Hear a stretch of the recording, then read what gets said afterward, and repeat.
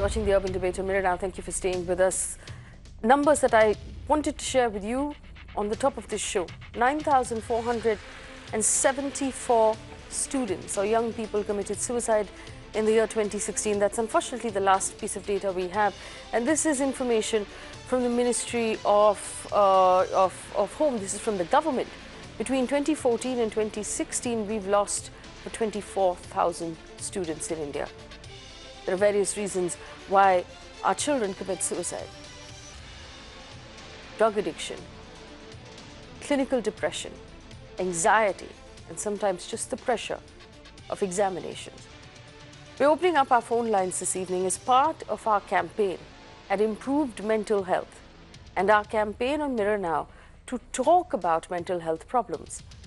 There are several issues when it comes to young people facing problems. Perhaps reluctance on the part of the parents to accept that something is wrong. The lack of doctors or the lack of qualified professionals who can identify the problem, help diagnose it and treat it. India has among the worst ratio of patient to mental health professional in the world. What can we do? Are there red flags that we can recognize, we can look for? And if we do see something out of the ordinary, what do we do to help? On the show with me this evening, Dr. Harish Shetty, who's a psychiatrist among the best in the country. Swapna Patkar is a psychologist who works specifically with young people. Aditi Jain is the director and founder of Green School, or GAIA. Madhuri Singh is a parent, and Tulsi Patil is a young student who joins us right now. Like I said, our phone lines are open. Tulsi, as the student, and I know you're in college right now, and you've been through the entire process of answering your boards, and there might be a lot of young people in your class right now who are going through problems. What are the problems, or what problems do your friends or your social circle, what do you talk about? What are you experiencing right now? So to start with, I mean, there's a lot of reasons for why this happens, but what I see in my daily life, is we break down over these exams and these tests. And while there are parents and teachers gaining more knowledge about these issues, we need to understand the fact that we as students, ourselves, there's so much societal pressure put on us. Oftentimes, this leads to a lot of anxiety in us as students. It leads to depression, clinical depression. It also sometimes leads to procrastination, which also I've noticed, because of the stress, which people identify as laziness. Give me some examples. Yeah. Is there someone in your class, in your college, or someone you knew when you were going through your board exams who was going through something and needed help? Tell us what that was like. Yeah, so during exams, what used to happen is a couple of times before the exam, people have fainted, and for us as students to see, our friends who we talk to every single day, to see them going through such a terrible time, to see them breaking down every day, it's emotionally very burdening, and it's not something that, we as minors, we as, youngsters are equipped to handle or deal with. So it's very painful for us to, look at it happening around us and to go through it ourselves at the same time while facing all this pressure. Is there a feeling that the adults or the parents or people who are perhaps adding that pressure don't understand what people in your age group are going through? Yeah, definitely. So what I have seen is, of course, parents are trying to be, supportive, but what they don't realize is now times are very different. And the education system has not evolved the same way, right? So while there were the same entrance exams, what we need to understand is now there's so much more competition. There's so many more people applying for that exact same post, that exact same position in that university. So now getting 90% is not enough. Getting 95 is not enough. And, as students, when will it be enough? When will we ever be good enough for these institutions? When will we be good enough for the society? When will we be good enough, just to exist in this world, Dr. Shetty, I want to thank you again for giving us your time this evening for Mirror Now, for our mental health campaign. And I think that, Tulsi finally put it really well, this feeling of when will we be good enough, and what is good enough really? What sort of performance is ever good enough? We do stories on this channel about colleges that have a 96, 98% cutoff, which is what they expect from their students, and completely unreasonable if we consider what school was like or college was like when we were students. What, according to you, are the main causes right now for distress among young people or suicide among students? Yeah, I think there are many ways of looking at it. When we were young, the opportunities we had were very few, but now the cake of opportunity has increased very big, and kids who are stressed are not able to see the wide opportunities. Number two is there was an American study which showed that kids who have had very high IQs have not done very well in life, and kids with average IQs have really ended up becoming CEOs and other things. Number three is that in Bombay, in India, if you look at stress, the pressure inflicted by themselves because of the society. Number two is wanting to go to branded colleges and forgetting that they are the brand. Looking at multiple options. Earlier, there were no options. You climb a ladder and you can't get down. If you're doing CA, you hang around there. You're doing medicine, you hang around there. But kids now have opportunities of whether if you do not do well in one stream, you can get down and join another stream. The lack of ability to see the big picture and the stress and the strain imposed by the world around them is one of the most important causes of suicide. Apart from that, there are two other reasons. As I've said earlier, the emotional contact time between parents and children have gone down. The brain has not changed its size, shape, or its chemistry. The brain is stretched between tuition classes, colleges, lack of play, handling PUBG, handling video games, and looking at figures which don't really matter. Those who have 95 or 96 may not do extremely well in life, and those who are 60 are not zeros, and those who have 90 are heroes. So failure to look at the broader picture, failure to look at a billion opportunities which one has is one of the most important reasons, along with brain being stretched by a world whose pace is tremendously fast, and a country where people have started working long hours and fail to connect emotionally with the children. Along with that, one needs to also understand that the playtime of kids across the country has gone down. Children are playing more with their fingers and not with their hands and legs. And these are the broad reasons, and which culminate into anxiety and depression. Depression does not come from air.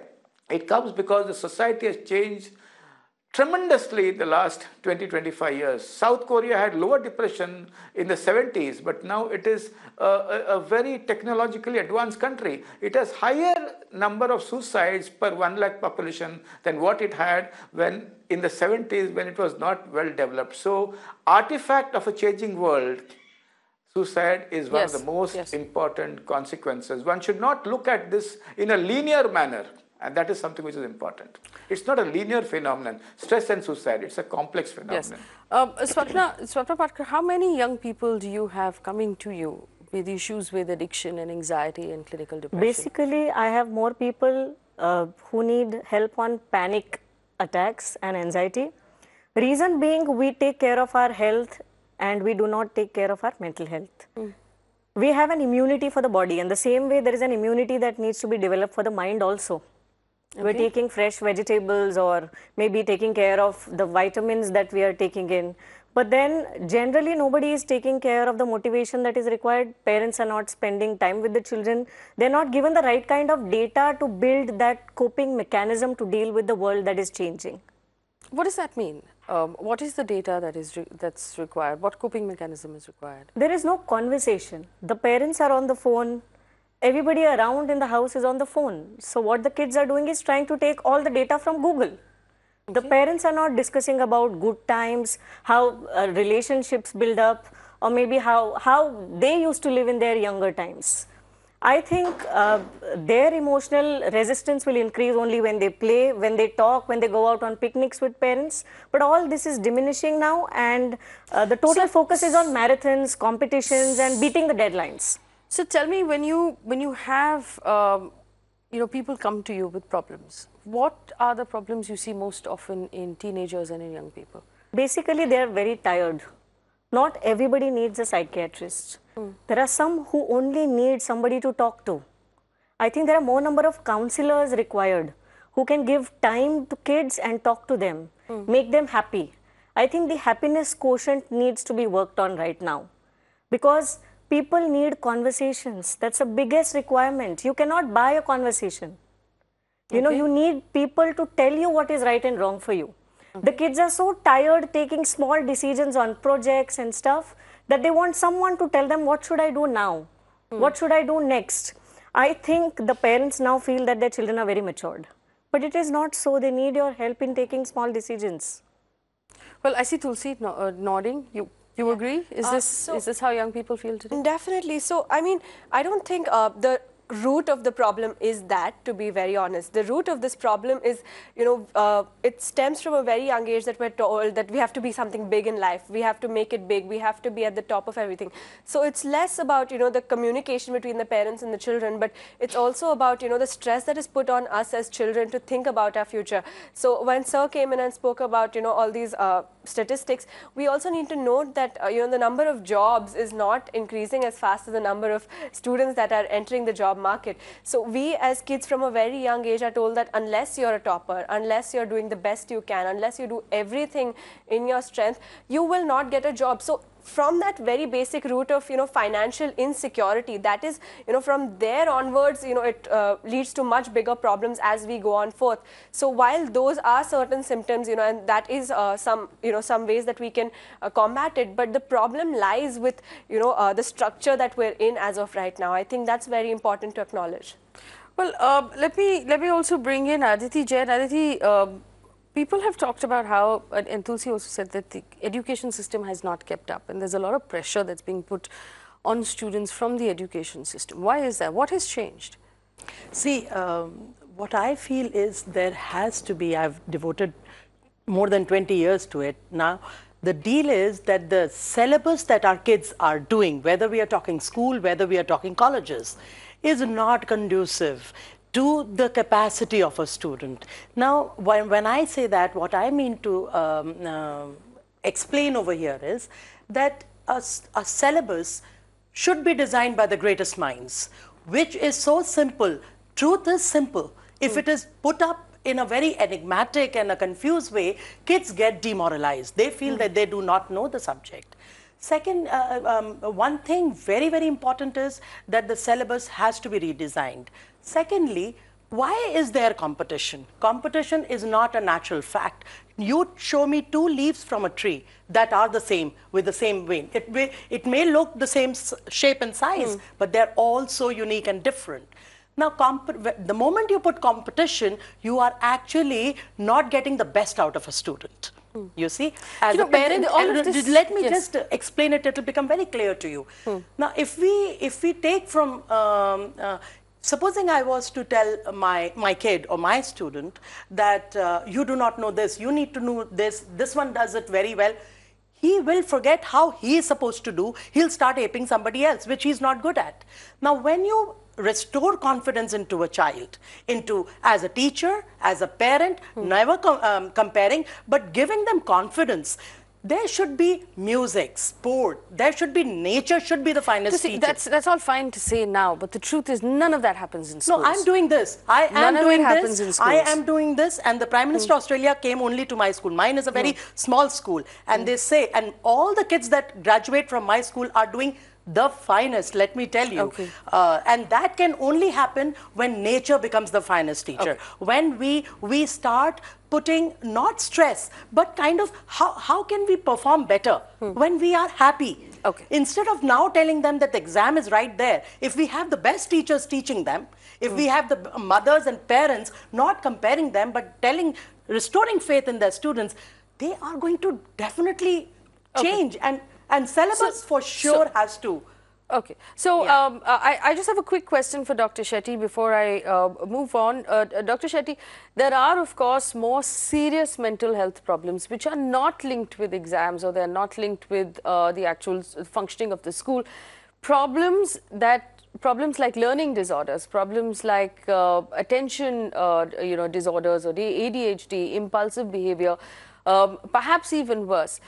And a reluctance on the part of the parents, or perhaps an inability to actually find out that something is wrong. How should, or at what point should parents know that they need to take their child to a mental health professional for a proper diagnosis? What are the red flags? Failure or fever, diagnosis is the key. But if you look at the CBSE figures of LD, which have been diagnosed, it's abysmally low. But when a child is not able to comprehend what he's supposed to, he's not able to reproduce what is told on the book, and he gets bored of writing, he makes very silly mistakes while doing mathematics. He makes mistakes while reading. It's important to get the child tested by a professional so that one diagnoses what he has. Children who have learning disability do not have a low IQ. They're intelligent, but the issue is that there is cognitive diversity, but there is no teaching diversity. There is learning diversity, but there is no assessment diversity. If a child makes very silly mistakes, is not able to sit still, is moving around in the class, gets injured very often, is not able to finish a task, would not play a complete game with his friends, would get very bored easily. ADHD, attention deficit hyperactive disorder, also impedes learning. But most of them are missed, and the worst cases which are missed is simple inattention, attention deficit disorder, where the simple intention, the child is lost. He does not respond to when his name is called. He makes very silly mistakes, and that's where his marks go down. And when his marks go down, he loses confidence. Parents are not aware that he is not well. Teachers are not aware that he has a problem, and they start scolding him in generic terms. You are lazy, you are useless, you are dumb. That breaks him down, and a lot of children with learning disability, attention deficit hyperactivity disorder, and attention deficit disorder lose confidence, get depressed, many attempt suicide, many drop out from school. Look at the figures of the CBSE schools where they have been, where they have diagnosed LD. It is abysmally very small. Yes, and Swapnaji, obviously people assume that these sort of disorders and depression normally comes with puberty, but we understand that children as young as 12 could be suffering from issues as well. Children as young as 6 also suffer from depressions. Okay. There are so many families breaking apart and so many things happening in the lives. The fathers losing their jobs because of layoffs. There are so many things that affect children. I think we are again coming back to the same thing that I was saying. The parents have to be observant. Observant for what? What should we For be everything. For? The So parents should observe the language, the body language. Because a 6-year-old or a 7-year-old won't be able to tell a there parent is a body that language which wrong. needs Any to be change observed. in behavior. A depressed child will always show symptoms that it is depressed. Okay. But the parents have to be observant enough to understand. Dr. Shetty, you said any change in behavior? Any change in behavior for a few days is a red signal for the parent to screen the child with a psychologist or a psychiatrist, whether he is depressed, anxious, or he has any disabilities. The Disability Act has enumerated 21 disabilities, and I think there has to be awareness of this in schools and colleges and among teachers, educationists, and professionals. Any change in behavior, they should actually go to a mental health professional if it lasts for a few days. And even one symptom of I wanting to die is enough for them to screen the child for distress, disorder, or depression. Right. We also have Madhuri Singh who joins us right now as a parent. Madhuri, are you concerned with the mental well-being of your child?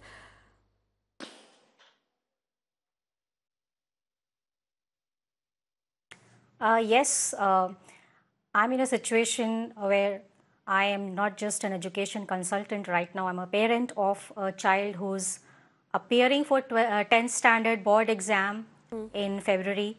And you can understand the so-called pressure that I should be going through. But surprisingly, right now, my son is in the gym. Every day he goes to the gym for 2 hours. So that's because we have allowed him to pursue his hobby, his passion, and also ensure that the preparation and the planning for the board exam didn't start just a month or 2 months earlier. It started way back when the school started. So everything that my son is currently doing, planning, making sure every day's work is finished, making sure that if he doesn't understand, his teachers and tuition teachers, school teachers, they clarify his doubt. These are small things which actually can contribute to overall stress in the child. you know. So now what is happening is we see that he's doing perfectly fine, everything is going smoothly. When I see him not in the stress, I am not in stress. Plus, I don't have that kind of aspirations and expectations that my child will become, come into IIT. I don't want him to get into something forcibly. If he wants to, very well. If he doesn't mean it's the end of, his life or our life. So since I am not expecting too much from my child, he also is not stressed out. Okay. So I guess parents have to first understand that Yes, Dipanshu parents have to Srivastav. Yes, understand Dipanshu that Srivastav is on the phone my line. dreams are not Yes, their yes, dreams, children's yes, Madhuri. dream. Yes, Dipanshu, go ahead. Yeah, hi, this is Dipanshu. I just want to tell you that the problem of the society in our country is the expectation of parents from a student. Okay, and the pressure. See, parents see the dream Right. and they expect children to fulfill their dream. They don't ask what their children want, actually.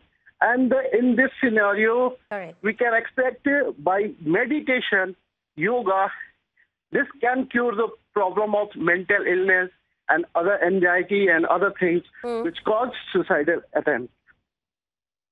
Okay, Balan on the phone line from Kur. Balan, go ahead. Yeah, hi, this is Balan from Pune. Yes. I appreciate you for taking such a wonderful topic at the right time. Every channel is discussing about some politics, and then I first of all appreciate you for this. Thank you, Balan. Yeah, and basically it is the awareness of opportunity. Even the parents' society doesn't advertise the amount of opportunities available today in the field. And everybody is focusing on the 1% seats available in IITs, NEET. This creates a pressure. There is plenty of opportunity today. You excel in any field you like. It may be a kabaddi or whatever. Now this relieves the stress from the children, number one. And, the whole world is available now. It's not limited to only the IITs. Whole world is available. Yes. These are the two basic points. If you keep this propaganda, make students and schools aware about, the opportunities available in the field. So, the stress will be reduced. So, the competition won't be there for the 1% seats available, people will be open out. So, that's the basic point. So, make students understand and the advisors understand it and educate them. That is the basic point. Thank you. Well, Kavya has also written in saying, talk about how about we reduce the books that we actually make the children read and improve this the teacher and the student ratio. Dr. Shetty, a question also about coping mechanisms, because obviously school and college prepares students for real life, and there is failure in real life. There are disappointments in real life, and perhaps it's part of the process to learn to cope with all of these things. As a society, are we failing to teach our children how to cope?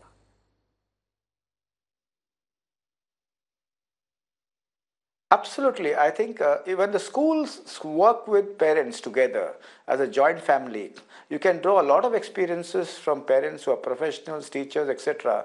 Get them into the school and teach the children life skills. What should I do when I score less marks? What should I do when I fail? What should I do when I lose an election in the school? What should I do when my friend who was always getting very low marks suddenly gets more marks than me? What should I do when a topper gets toppled? What should I do when I'm not chosen for a dance in the annual day? What should I do when I'm not chosen for the elocution or the debate? What should I do when my friends don't speak to me? How do I confront the situation? What should I do when my father and mother are fighting with each other? And what should I do? Should I go to a counselor? What should I do when I face distress? And as somebody said, we need to build immunity. We need to build resilience. And this is the job of schools as well as parents. It's not important for the parents to go to the open house and fight for half a mark. It's not important for the parents to go and fight with the teachers that they have not finished the syllabus. Teachers are supposed to stimulate the brains of the child. Children will finish the syllabus at their own go. In the classroom, the book has to dance in the classroom. The pages have to dance on the book and the words have to dance on the page.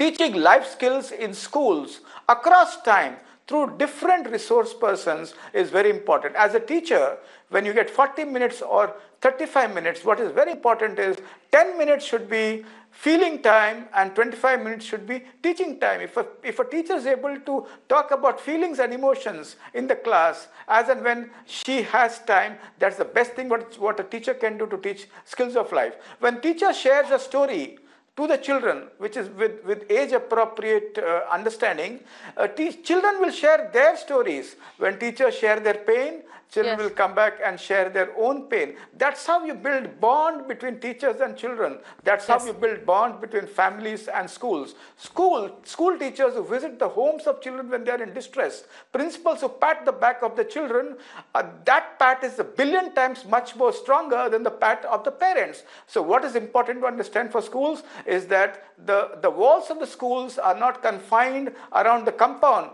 but extends across the community, and the impact is across infinity. Teachers and parents and everybody first have to teach life skills. The Archimedes principle and the Newton's law will be learnt on the way. The Ohm's law and the chemistry equations will be learnt on the way. Shakespeare will be understood, but the point is teach skills of living as early from the age of 3 to the age of 15. Tulsi? Yeah. So when we talk about this, I feel like already, you know, as a student, we have so much syllabus, right? So when our teachers try to talk about something personal, it's simply not possible because of that burden of having to finish the syllabus, because of the burden of having to study so much in such a short period of time. So when you have constraints like this, I don't think it's possible for teachers and students to actually talk about things outside. And also, I don't think it is necessary for teachers and students to share their personal experiences, because what I've noticed is when someone does bring forward their personal experiences, they're often, you know, made fun of, they're often mocked for talking about things that affect them deeply and emotionally. So that is what I have seen as a student, you know, and while we do have people and teachers who are so supportive, I just don't think it's possible in, you know, every school in India to do the same. Let's consider the more mainstream schools where, Swapraji, we have 40 students to a teacher, 50 students to a teacher. The pressure then of the teacher having to pay individual attention to each of these students, identify red flags, spend time, you know, imparting life skills along with just teaching the normal course. When I was in school, my roll number was 83 and I still thought that I was getting attention. Okay, reason being, my teacher, I think, was in love with the class. No, but that's unfair to teachers today. Are we saying that teachers today are not in love with their jobs or they're not doing a good job? I do not say that they're not in love with the class, but there's a lot of corporate structure in the classroom. And I think that needs to change. What is that corporate? What is a corporate structure mean? We need to have schools like Shantiniketan. I'm sure her school must be like that, and that is exactly why she's able to achieve. This is, and I just want to hit pause here, because the education system is under tremendous stress. One of the reasons why children are put under this much competition and this much pressure is because there aren't enough schools, there aren't enough seats, and then once we're done with that, there aren't enough colleges. So it's just as well to hope for a system which is like Shantiniketan. But the truth is that at the end of the day, there aren't enough schools. But let me tell you, stress is inevitable. Why are we only talking about metros? There are some regional schools, rural schools, the children are committing suicide because they don't have a set square. The parents could not afford a set square. Reasons are different, stress is same. Okay. See, we must understand one thing for sure. When we talk of students, we are talking of creativity. And how can creativity really come up? It's scientifically proven. It's only when you're joyous that you can do the best of your capabilities. Secondly, this technology and lack of sleep is one of the main causes of stress and too much of competition, aspiration as parents. Everybody's running for tomorrow. Nobody is living the present.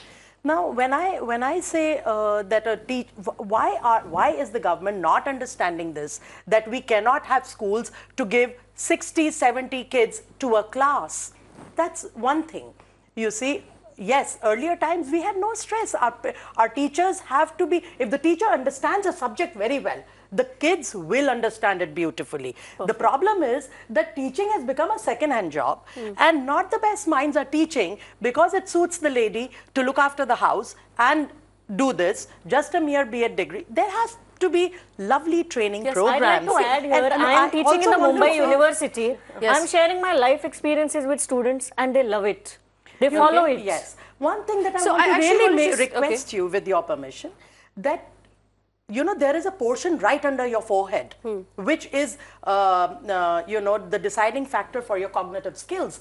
And do you know, you'll be surprised to know, this is a neuro research that says that more than 2 hours, inclusive of your laptop, your mobiles, your tablets, whatever have you, more than that, this portion is fully grown by the time a child is 23, somebody is 23, 24 years. It does not even develop with more than 2 hours. I do not have technology. In fact, I'm very happy to know that I've been doing it for more than 15 years, and now there is a school in Seattle where they are not, and it's only the CEOs of the world of that company that kids go there. And there is no technology till class 12, and Japan has no Wi-Fi in their schools. So you're saying no technology in schools? आप बताओ ना, in X-ray machines, how many times are you allowed to go? And you are now having Apple Watches. Everything is technology. All the time you are doing this. Your fingers are doing this. There's no human touch. So depression. Your friends are like technology. I just want to come back to what was said. We were also getting questions on Instagram, on Twitter, and on the phone line.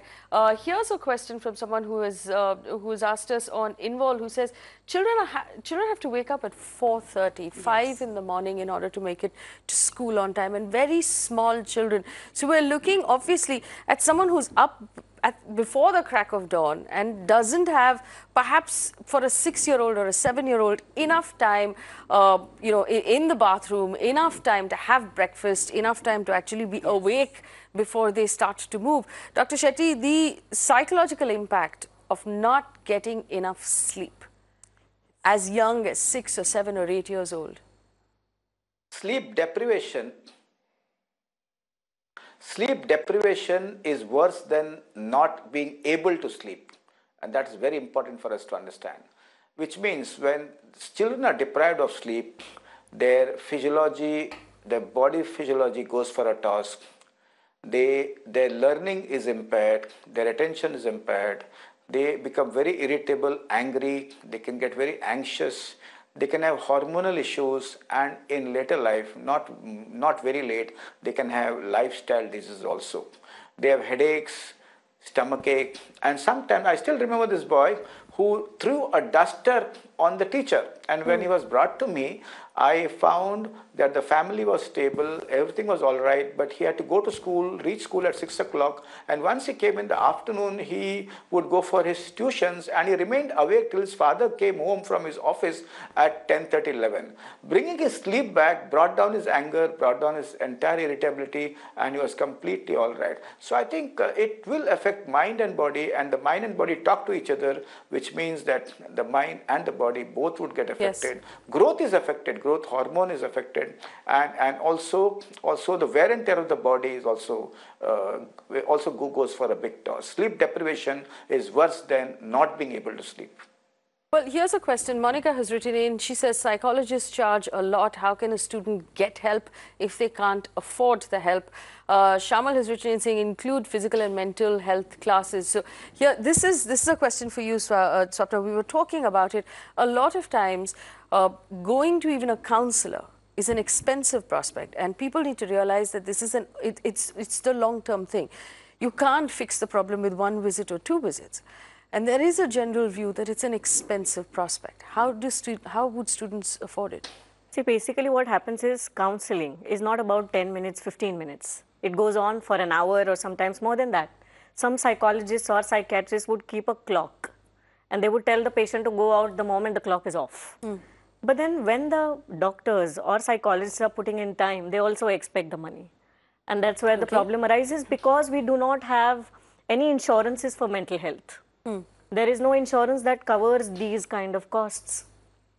Right, and there is not enough public health services as far as mental health is concerned. So we have hospitals that are government owned that offer free treatment and very good free treatment, but we don't have public health services as far as mental health is concerned.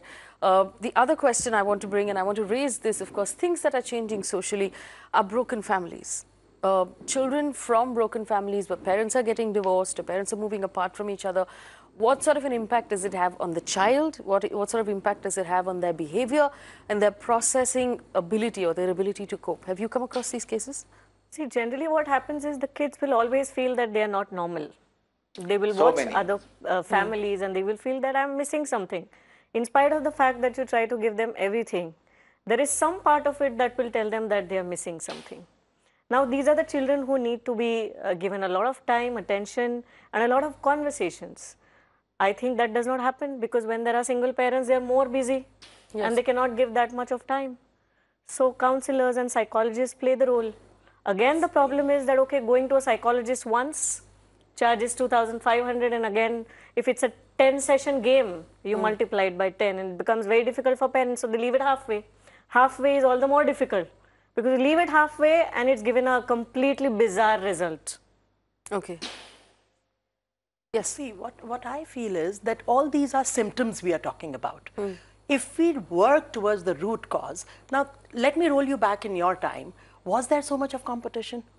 Wasn't childhood more happy where neither parents are putting those expectations and we all are, there's always room for everyone on this earth. So, and nature never hurries anything, yet all tasks are accomplished, right? Now, when I say this, we need to have a hearing, we need to give a sounding board, we need to share their lives, you know, as teachers, and stories of our great people, women and men of our land should be told. Like, for example, if I was to, since I fast on Tuesdays, Hanumanji, when he went to Lanka, what was told to him? He never knew he could fly. I mean, this is a, you will say that this is a wrong parallel. But what I'm trying to say is that he was told that you are the finest, you can do anything, you can accomplish anything. And what he accomplished was, great, if I was to infuse a lot of criticism onto you and lot of competition onto you, no, Faye, you're not reading the news that way. Yeah, so the point is? The point is, I have to appreciate you the way you are. As the German philosopher says, Ding an sich, see the thing in its own light, love it. Have confidence, and it has to blossom. Okay. Yeah. So of course we're talking about a very idealistic situation wherein the parents can, you know, afford to let their child have a very artistic ability, and wherein the child does not have to, you know, have a job immediately after graduation. Whereas that is not the case for most of India. Most kids, you know, since their children have been, you know, have been raised in very low income households, and the dream of theirs is to, you know, earn money for their parents. That is what we're neglecting here. That is a majority of India. These kids have to struggle every day. So when you say, you know, they can blossom otherwise, the truth is the only metric for them is marks. The only way to measure how well they're doing, the only way they succeed in, you know, in the general category in India is by getting marks. So when we talk about, you know, artistic abilities, that is a very niche sector of this country. We are not talking about every single student out there who faces anxiety over their future, who has such high hopes, you know, for their future and to make their parents' lives better. So when we say that, you know, let's neglect marks, let's understand that is simply not possible in society today. I think we must understand that. Yes, that's very. In fact, Dr. Shetty, you did say, of course, that you see a lot of cases of young people or children who are suffering from problems because their families currently are either going through a divorce or their parents are splitting up. Again, what are people? What is one supposed to do to reach out to these people? How can they get help? Who should they get help from?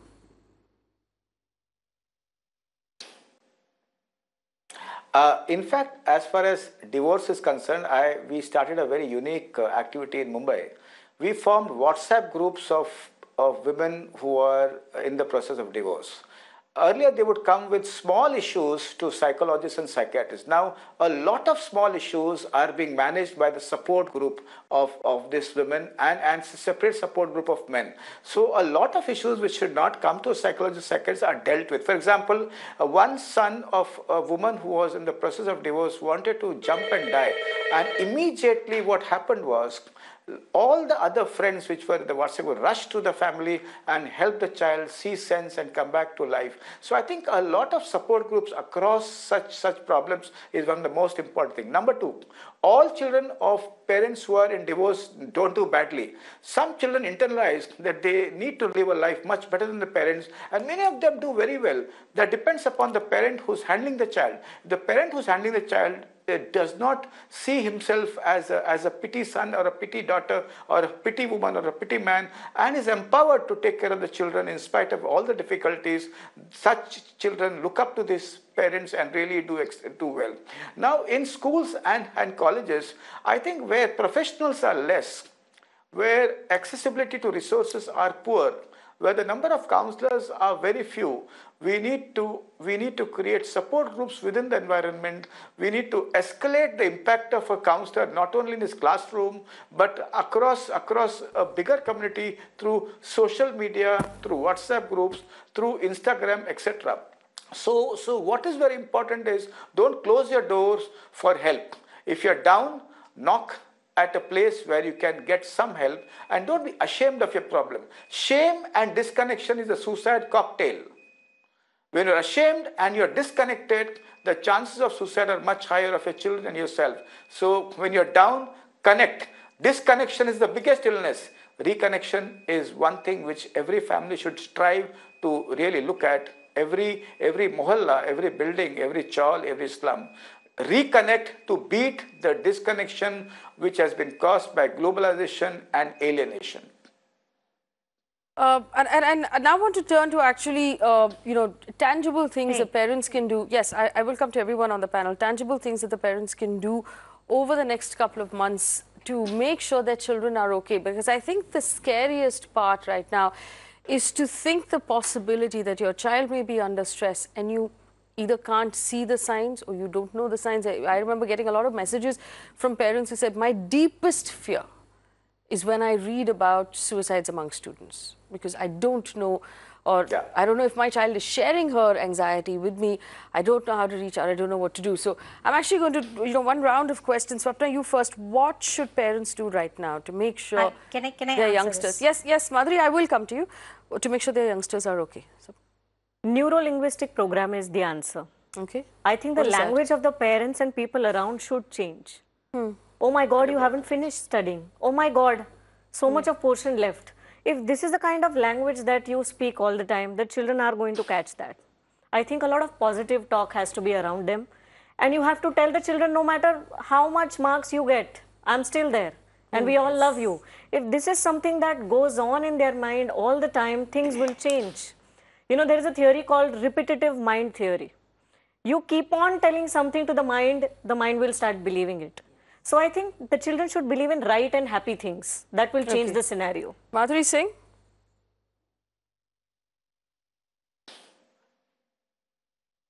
Yeah.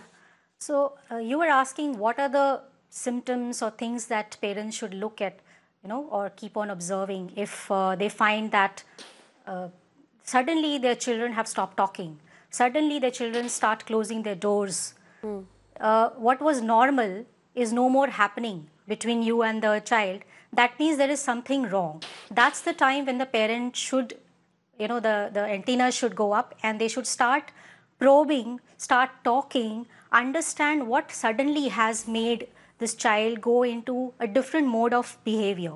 That could be a reason that there could be something, which has gotten into his head and has made him feel that I'm no more good and can get into depression. So I think, that is a short term within couple of months that you can observe and handle it before it is too late.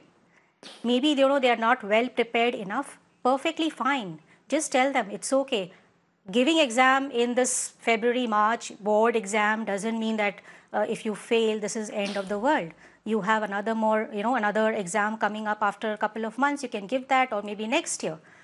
So that's short term. But I think long term, all the parents should start to impart some values indirectly and directly. Like, for example, what I do is normally I pick up very interesting books which have some message, and then I ask my sons to read them. So it's not that I'm directly coaching them or trying to tell them you should be this or be that, but there are ways in which you should indirectly teach your children to be very brave, to understand what is failure, how to handle failure. Success is not permanent. And if you do fail, how to handle that, that also we need to teach. And that we should start from very early on. You should not wait for the failure to happen and then, it goes into depression mode. You should keep on teaching your children every day via certain short stories or your own life experiences. We have all failed. So why can't we share our own stories, right? Okay, Dr. Shetty, what should parents do right now to make sure their children are okay? Yeah. Hug the child a little longer and a little stronger when they are in distress. First thing. Second thing is observe failure days in schools where teachers share about their own failures, kids share about their failures in unit tests. And when they put the failures on the table, fear disappears and life starts breathing again. Third is be there around the time of the results. Don't allow the children to see the results on their own on the net. See it with them and don't give them the magic figure. Will you get this magic figure? Try your best. I'm with you. The ratio of acceptance upon expectations have to be greater than 1. And see that the mother and the father, they may have a lot of differences on other issues, but with the kids, they're a team. And that is very important. When a child sulks, don't avoid him. When a child says, I've done one exam badly, don't avoid him. Hug them a little longer and a little stronger. Aditi? Ji, another thing that I was saying, you misinterpreted. I'm not saying that you should not study. Of course, but when you start enjoying your studies, when the syllabus is designed well, when the teacher knows her subject, I tell you, you will earn far, far better because you know exactly what you're doing. That's what my point was. Okay. Yeah. Unfortunately, we have run out of time, but we will continue to have these conversations here on Mirror Now as we continue to work through different stages. Of course, what happens when young people leave their homes and their families and move to big cities to work? That's a completely different set of pressures and it's a different set of problems. Problems that arise from families, problems of addiction, problems of mental health. We're going to create a safe place where these conversations can be had. Thanks for watching.